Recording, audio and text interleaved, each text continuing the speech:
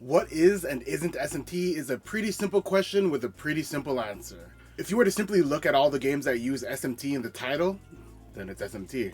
So mainline, Persona 3, Persona 4, Devil Survivor, Devil Children, Card Summoner, Raidiou 1 and 2, Soul Hackers, and Digital Devil Saga.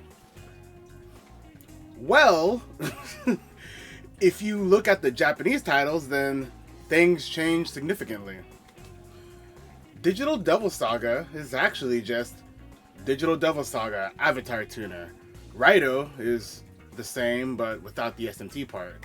Devil Survivor is Megami ibunroku.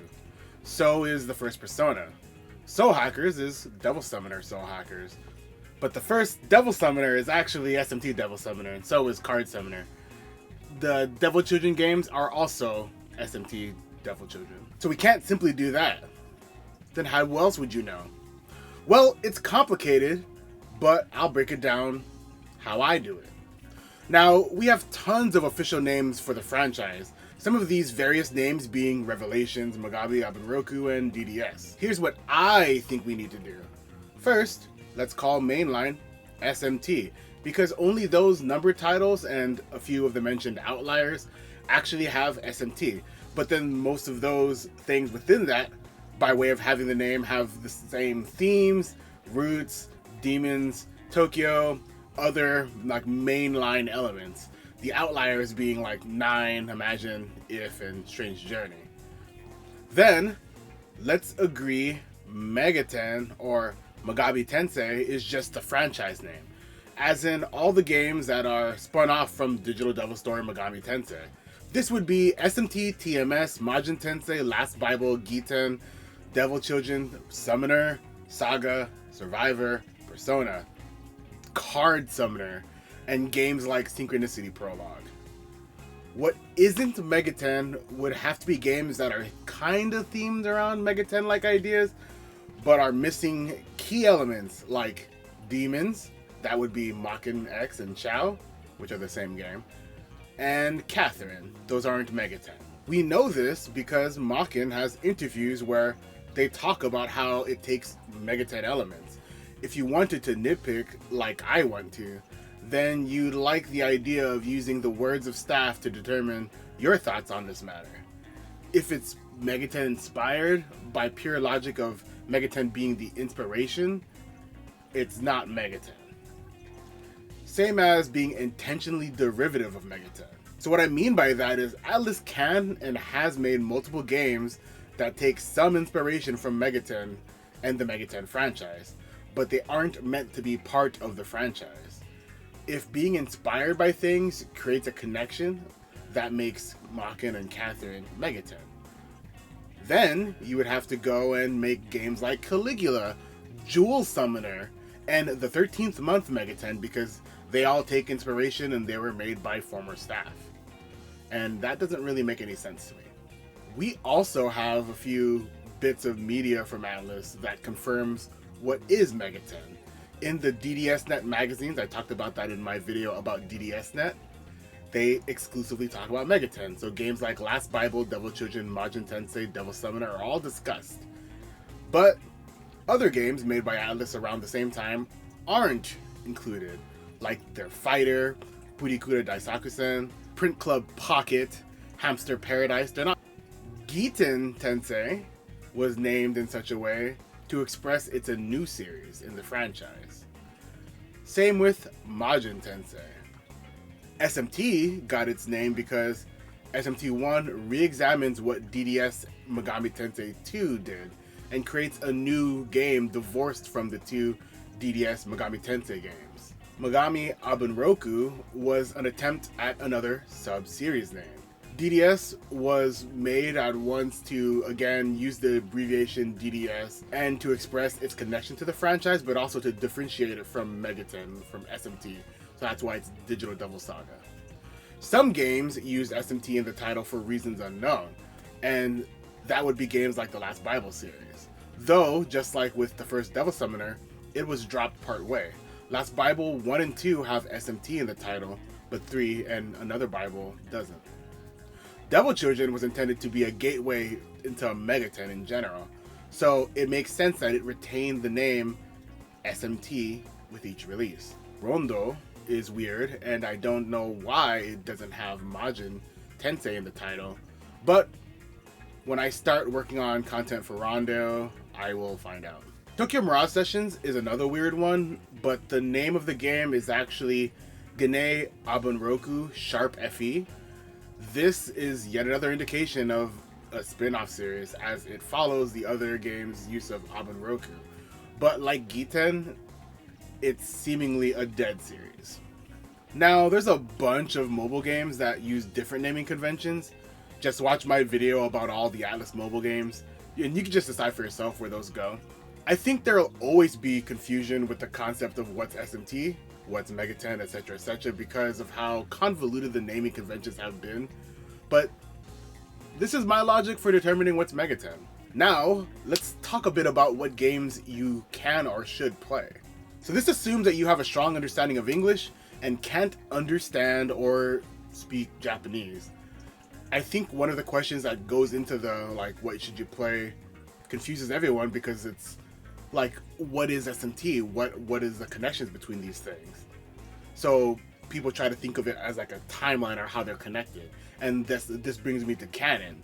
People tend to be worried about the connectivity of the games and how that can affect your enjoyment. So because of that, let me just list some games you should not play first, just because, okay?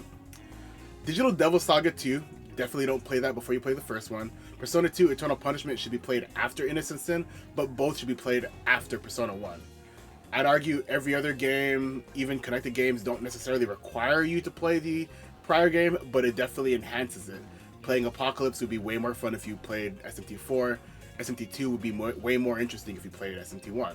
And let me just list all the games that I think you would enjoy more from playing the prior games. Basically, all the last Bible games, you should play them all, not just the third or whatever.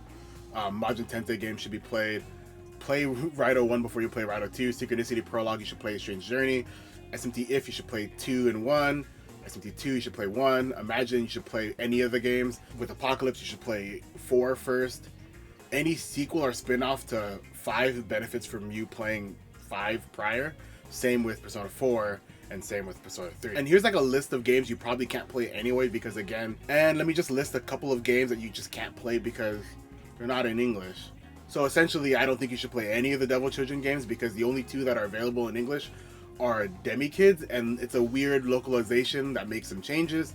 And if you really want to benefit from playing the games, you should definitely play the first 2, or the first 3 rather, for Devil Children, and then play all the other ones after, because there is a bit of a story and most of them connect. Another aspect of what you should play entirely depends on what you like. In my opinion, there's no one good representation of the franchise because it's pretty diverse. So let me try and describe the games I think are great to try out most, with simple explanations, because I want you to actually extrapolate your own opinion. This is not an end-all be-all, because you should really just play whatever seems interesting to you, whatever appeals to you, and then determine your opinion on that after you finish it. Don't take my opinion into account, and this is just kind of like to help you. So Jack Bros is like this puzzle game with twin stick controls. You descend each platform to the end of each stage, and then you fight a boss. There's 4 characters to play from, with their own strengths and weaknesses and play styles. I think this game is great because it takes like an hour to play through. You can emulate it pretty easily. I wouldn't buy the game unless you have $2,000. I think that's what it costs to get like the game plus a Virtual Boy. Yeah, it can't be beat. It only takes an hour. Nocturne is great because you actually don't need to know much about Megaten, since it's not really connected to anything via timeline or story. Gameplay is also pretty divorced from the previous entries and doesn't exactly feel the same as what comes after it. It's a pretty game to look at, and it's relatively good. The RPG system is a little different from the traditional RPGs, but not to the point of it being unrecognizable. This is a game known for being difficult, but honestly, if you just make the effort to learn the system, it's pretty easy, especially if you play the HD remaster, because you could just choose your own like character builds for your demons and become very overpowered. It's also relatively easy to get. PS2 version is kind of expensive. The PS3 version that you can buy is like not great. The HD version is easily accessible, so I guess you should get it there. SMT 5 is the newest entry and feels somewhat reminiscent of Nocturne, and I would say that it's probably the only mainline game that has that similar feeling. Its battle system is very simple and very newbie friendly. The story is also very simple, but I recommend that you do all the side quests and maybe talk to some of the NPCs to fill it out. It's easily accessible only if you have a Switch. I don't know much about Switch emulation, so I can't speak to that. SMT 1 is also a good one to try out. It's very simple. The game is pretty intuitive because it's built off of what they learned from making Digital Devil Story Megami Tensei 1 and 2. And I think it's better than those games in a lot of ways. What makes it really good though is that if you play this game and enjoy it, you could definitely jump around the SNES and NES eras, and all those games are in English if you emulate it. Just don't complain about getting lost in this game because it's not that hard. This game is also very easy to emulate, and you can play it in English officially if you have an iOS that bought that game or whatever. It's pretty complicated. I can't really go into it in this video. SMT4 is a very, very good thing to try out first. It's one of the best games in the franchise, and it hits almost every point of what makes a good game. I think it's challenging, but not to the point of absurdity. The game has a solid story, and it has some of the best world building that you can experience in all of video games. You can and should talk to every NPC, do every side quest, since it all adds up to making this feel like a really lived-in world. Most games have side quests and NPC interactions that are very, very shallow. Not this game.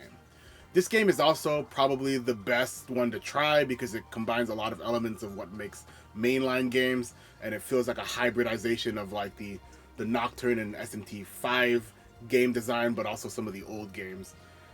It's easy to emulate, and yeah, you can play it on your 3DS. Strange Journey is SMT Combat Evolved.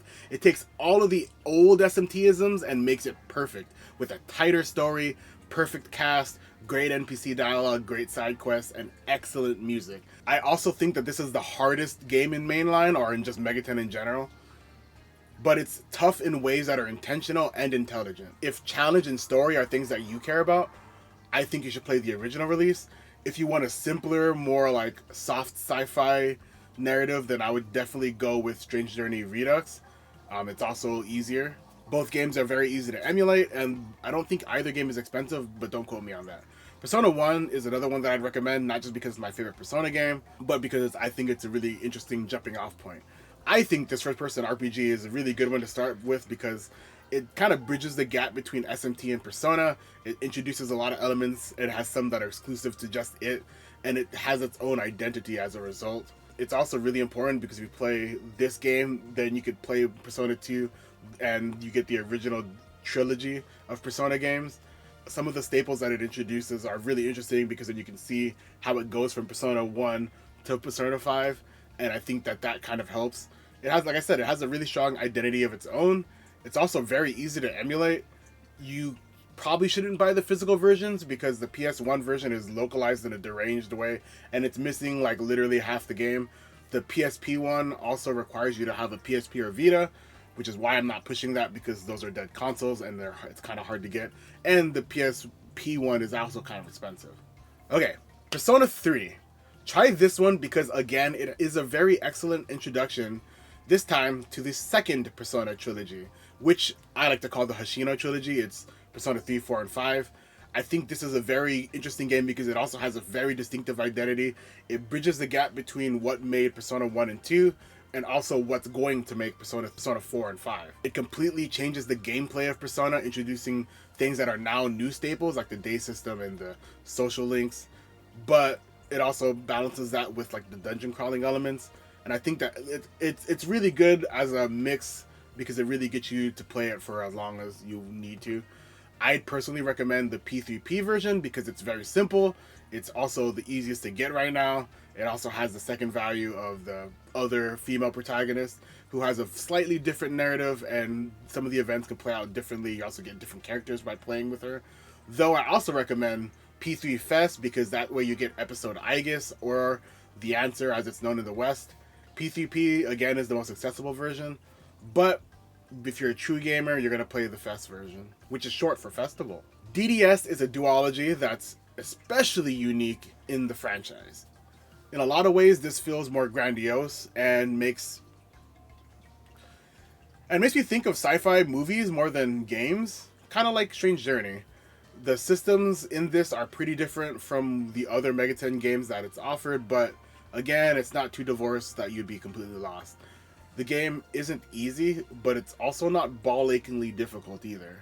I think this one is one of the most focused games in terms of like story in the Megaten canon, and I think if that appeals to you, then this is a very excellent choice. This game doesn't emulate well, in my opinion, and if you buy the PS3 version, it kind of sucks. So go with the PS2 version. This is the most inaccessible thing that I'm going to talk about. Majin Tensei is the first foray into the SRPG like genre for Megaten, and it's something that I think it's worth experimenting with.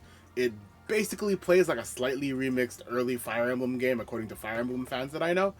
I only have played the 3DS Fire Emblem game, so I can't really speak as to what the old games were like.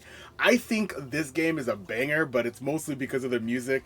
The story is a little weird, and it's a different kind of sci-fi that we don't normally see in Megaten. We kind of see a similar sci-fi style in like Giten, but we don't see it in mainline. I think this one sits comfortably in the SNES era, so if you play this and you like it, you can play all the other SNES games. And if you like the SRPG part, then you could try Devil Children Messiah Riser, but it's not in English, so that's why it's not really on this list. And you could also play this next one. Devil Survivor is another SRPG, but with a twist.